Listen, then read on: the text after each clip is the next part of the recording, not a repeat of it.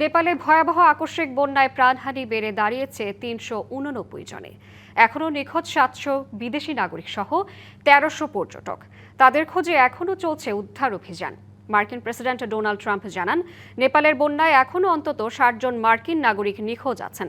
তবে সময় যত যাচ্ছে ততই ক্ষীণ হয়ে আসছে নিখোঁজদের জীবিত ফিরে পাওয়ার আশা। এদিকে ভূমিধসের ফলে সৃষ্ট একটি বাঁধ ভেঙে নতুন করে আবারও বন্যার ঝুঁকি আছে বলে সতর্ক করেছে চীন কর্তৃপক্ষ। বন্যা কবলিত এলাকায় আগামী কয়েকদিনে মৌসুমী বায়ুর প্রভাবে ঝড়ের শঙ্কাও আছে বলে জানিয়েছে তারা। এ দুর্যোগে বিভিন্ন দেশ থেকে নেপালে পাঠানো হচ্ছে সহায়তা। এ দুর্যোগ নিয়ে কথা বলতে আমাদের সাথে যুক্ত হচ্ছে নেপালে অবস্থান করা মিশন গ্রিন বাংলাদেশের নির্বাহী পরিচালক আহসান রনি। জনাব আহসান রনি, নেপালের সর্বশেষ পরিস্থিতি কেমন দেখছেন আপনি? কি কি তথ্য আছে আপনার কাছে এবং উদ্ধার তৎপরতা কেমন দেখছেন? নিখোঁজদের ফিরে পাওয়ার আশা কতটুকু, সব মিলিয়ে জানাবেন।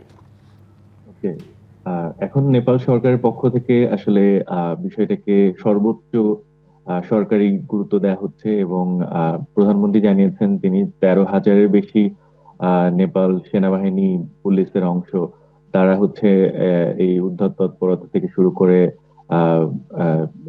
মেডিকেল সেবা এইসব বিষয়ে কাজ করছেন এবং স্থানীয়রাও আসলে উদ্ধার তৎপরতাতে যুক্ত হয়েছেন। তরুণ দের মধ্য থেকে একটা বড় সংখ্যক তরুণরা যারা সোশ্যাল ওয়ার্কের সাথে যুক্ত, সরকার গতকাল তাদের সাথেও মিটিং করেছে এবং তাদেরকে সাথে নিয়েই আসলে এই সলিউশনে কাজ করার চেষ্টা করছে।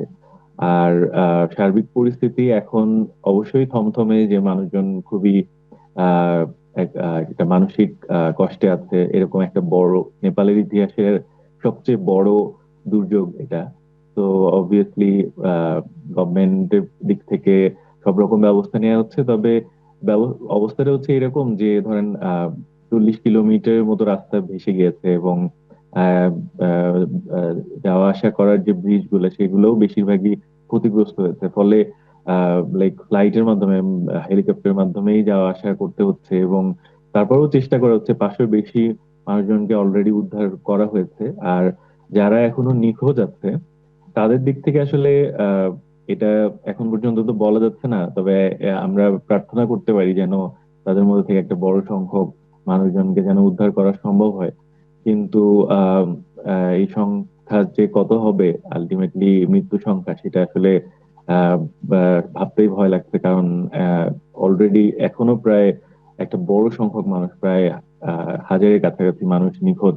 এবং অনেকে দেখা গিয়েছে যে ইন্ডিয়া থেকে বিশেষ করে যারা আসেন তারা অনেকে হয়তো প্রপারলি রেজিস্ট্রেশনও করেন না। তখন যেটা হয় যে তাদের আসলে ট্র্যাকিংও প্রপারলি হয়তো করা যায়নি। ফলে আসলে এক্সাক্ট সংখ্যাটা কত এটা সরকারের পক্ষ থেকেও বলা সম্ভব হচ্ছে না। তারপরেও চেষ্টা করা হচ্ছে যত ভাবে পসিবল।